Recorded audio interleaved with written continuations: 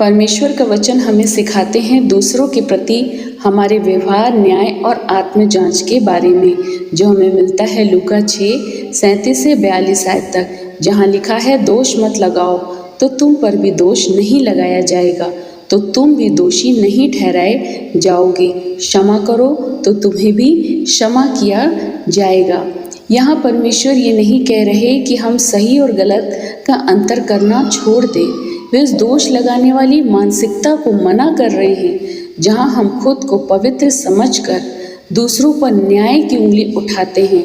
जब हम दूसरों को माफ़ करते हैं तो हम अपने लिए भी परमेश्वर की क्षमा के द्वार को खोलते हैं। दूसरे पद में लिखा है, दिया करो तो तुम्हें भी दिया जाएगा, क्योंकि जिस नाप से तुम नापते हो उसी से तुम्हारे लिए भी नापा जाएगा। ये पद केवल पैसों के दान के बारे में नहीं है, ये प्रेम, दया, समय और क्षमा देने के बारे में भी है। आप दुनिया को जो बांटेंगे वही हमारे पास कई गुना होकर वापस लौटेगा। और तीसरे पद में लिखा है, अंधा अंधे को मार्ग क्या बता सकता है? नहीं बता सकता। यहाँ आत्मिक रूप से अंधे लोग दूसरों को सही रास्ता नहीं दिखा सकते। यदि हम खुद पाप और अज्ञानता में हैं तो हम दूसरों को मार्गदर्शन नहीं कर सकते।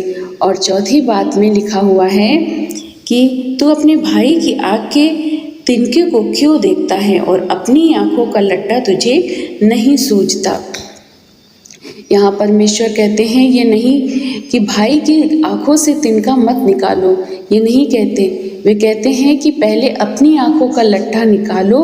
जब आप खुद को सुधार लेते हो तो आपके अंदर नम्रता आती है। तब आप दूसरों की गलतियों को क्रोध या घमंड से नहीं बल्कि प्रेम और सहानुभूति से सुधार पाते हैं। ये सार हमें सिखाता है कि मसीह जीवन आत्म जांच से शुरू होता है, न कि दूसरों की आलोचना से। परमेश्वर हमसे चाहते हैं कि हम न्याय करने में धीमे और क्षमा करने में व देने में उदार बने।